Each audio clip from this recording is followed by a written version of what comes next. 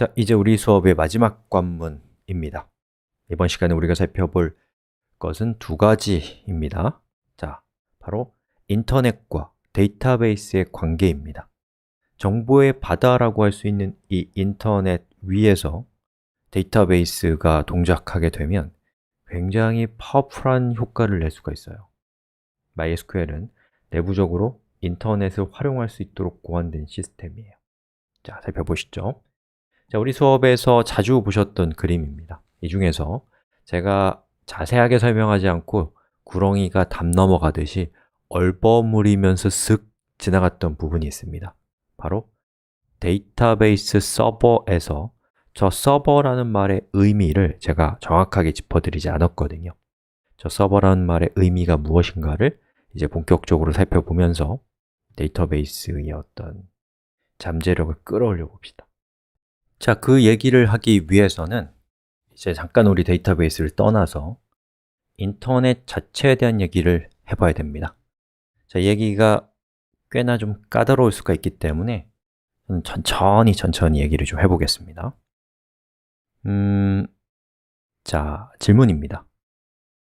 인터넷을 사용하기 위해서는, 또 인터넷이 동작하기 위해서는 컴퓨터가 최소 몇 대가 필요할까요? 2대입니다. 한 대면 인터넷이 아니죠.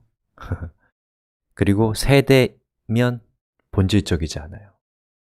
2대, 최소한이면서 최대한인 것이 바로 2대입니다. 그래서 이 2대가 필요하고, 인터넷이라는 것의 의미는 각자 흩어져 있는 컴퓨터들이 인터넷으로 연결되면서 말하자면 컴퓨터들 간의 사회가 만들어진 것이죠. 그리고 컴퓨터들 간의 사회가 만들어졌다는 것은 한 대의 컴퓨터가 갖고 있는 한계를 초월하게 되었다라는 것이에요. 정말 혁명적이고 역사적인 순간이죠. 이 2대의 컴퓨터들 사이에서는 어떤 일이 일어나는가를 좀 살펴보면, 한 대의 컴퓨터는 정보를 다른 컴퓨터에게 요청합니다. 그리고 또 한 대의 컴퓨터는 그 요청한 정보를 응답해요. 예를 들어서 여러분이 익숙한 것으로 한번 예를 들어 볼게요. 웹입니다. 자, 웹이 동작하기 위해서는 당연하게 인터넷이 필요하고, 인터넷 위에서 동작하기 때문에 2대의 컴퓨터가 필요합니다. 한 대의 컴퓨터에는 웹브라우저가 설치되어 있어요. 아마도 여러분이 매일같이 사용하는 그 프로그램이고 컴퓨터겠죠. 그리고 여러분은 웹브라우저의 주소창에다가 이렇게 칩니다. google.com, facebook.com 또는 wikipedia.com. 자, 그리고 엔터를 땅 치면 어떤 일이 생기나요? 여러분의 웹브라우저가 설치되어 있는 컴퓨터가 여러분이 입력한 그 도메인 네임 주소에 해당되는, 도메인 네임에 해당되는 이 세상에 있는 컴퓨터를 찾아가죠. 어떻게 찾아가냐? 마법이에요. 모르면 마법, 알면 기술. 그래서 그렇게 해서 컴퓨터를 찾아가면 그 주소에 해당되는 컴퓨터가 요청한 정보를 요청한 컴퓨터에게 빵 하고 쏴주면 그 정보를 받아서 웹브라우저에게 표시하면 그 과정이 다 끝나게 되는 것이죠. 이런 식으로 인터넷 위에서 동작하는 컴퓨터들은 정보를 요청하는 쪽과 응답하는 쪽으로 나뉘게 됩니다. 그리고 인터넷을 만든 사람들은 이러한 역할 분담을 설명하기 위해서, 각각의 역할에 해당되는 컴퓨터를 설명하기 위해서 쉬운 말을 찾아요. 뭐가 제일 쉬운 말일까? 그리고 아주 기가 막힌 비율을 찾는데, 우리 자본주의 사회에서 서로 간의 어떤 서비스를 요청하는 쪽과 응답하는 쪽이 있기 마련이잖아요. 그래서 요청하는 쪽을 뭐라고 해요? 클라이언트, 한국어로는 고객 또는 갑이라고 하죠. 자, 그리고 응답하는 쪽은 서비스를 제공하는 쪽이라고 해서 서버, 한국어로는 뭐 사업자 또는 서비스 제공자 또는 을이라고 하죠.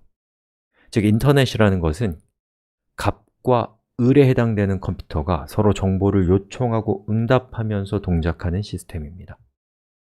아시겠나요? 이거 좀 추상적인 얘기예요. 여러 번 들어야지 이해할 수 있는 겁니다.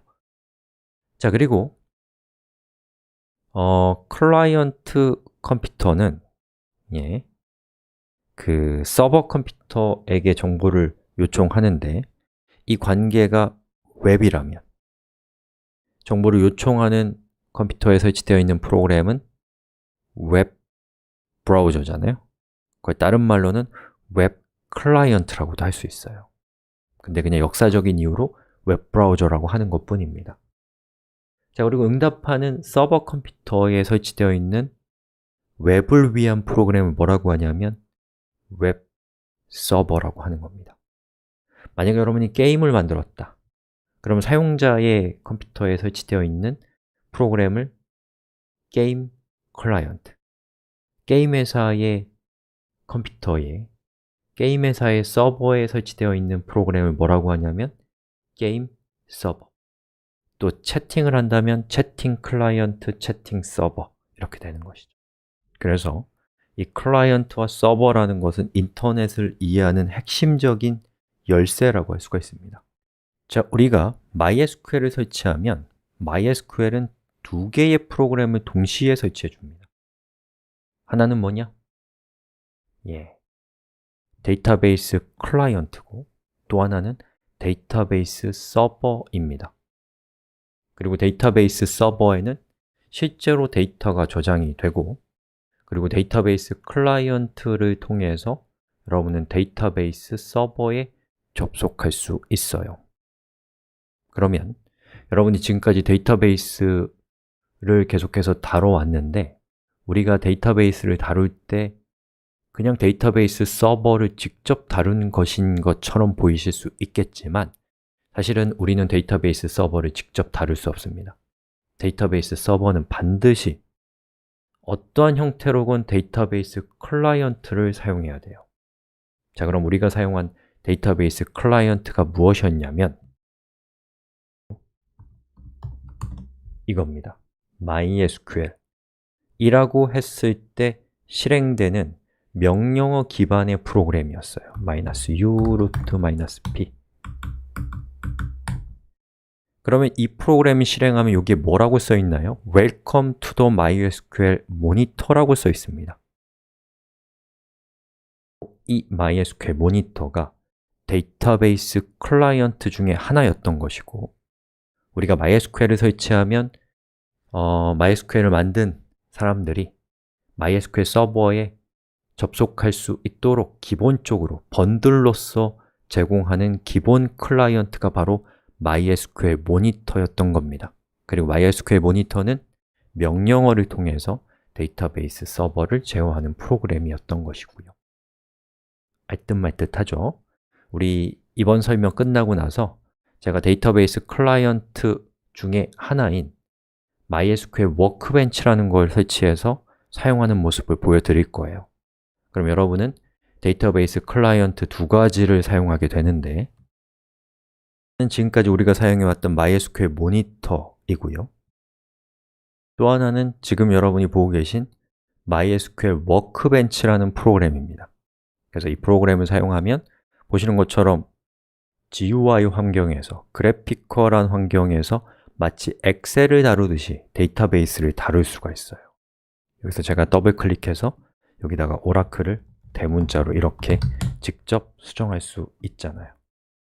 이렇게 데이터베이스 클라이언트를 하나만 쓰면 그냥 그게 전체인 것처럼 보이지만 두 개를 쓰는 순간에 우리는 데이터베이스 클라이언트라는 존재를 좀 더 분명하게 이해할 수 있게 됩니다. 그리고 그것을 분명하게 이해할 수 있게 되었을 때 훨씬 더 자유롭게 그 대상을 다룰 수 있게 되는 것이죠. 아마도 지금 제가 얘기하는 것이 상당히 추상적으로 느껴지실 거예요.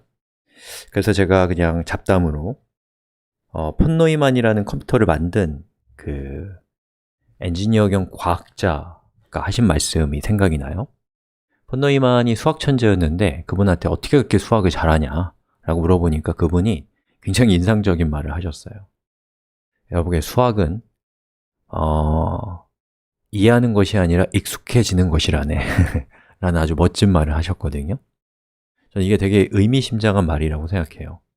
제가 생각하기에 우리의 목표는 이해가 아니라고 생각해요. 물론 과학의 목표는 이해긴 하지만 우리는 지금 과학하는 거 아니잖아요. 공학 내지는 공부하는 거잖아요. 그렇다면 공부의 목표는 제가 생각하기에 이해가 아니라 익숙해지는 겁니다.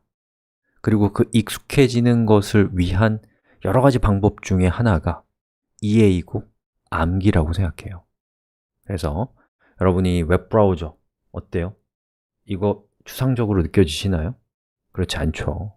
그런데 우리가 매일같이 웹브라우저를 생각하고 얘기하고 조작하다 보니까 마치 웹브라우저가 물질인 것처럼 우리는 구체적으로 느끼는 환상적인 존재란 말이죠. 지금 우리가 배우고 있는 데이터베이스 클라이언트, 데이터베이스 서버, 인터넷이라는 것도 굉장히 추상적인 것임에도 불구하고 자꾸 얘기하고 생각하고 다뤄보면 마치 이것들이 물질인 것처럼 느껴지게 됩니다. 당장 이해가 되지 않는다고 너무 심란해 하실 필요는 없어요. 아시겠죠? 자, 아무튼 이렇게 해서 이제 우리가 데이터베이스 서버와 클라이언트라는 존재에 대해서 서서히 얘기를 시작했는데요. 자, 이렇게 되면 어떠한 폭발적인 효과가 생기냐면 저기 있는 저 데이터베이스 서버에 데이터를 저장하고 전 세계에 있는 수많은 데이터베이스 클라이언트들이 저 데이터베이스 서버를 중심으로 해서 데이터를 넣고 빼고 하는 것이 가능해지는 겁니다.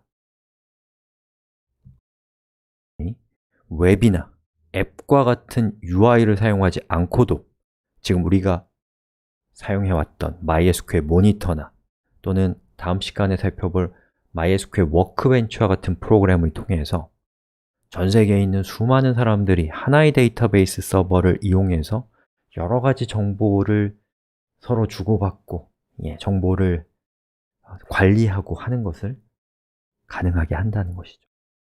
엄청난 가능성이 생기는 것이죠.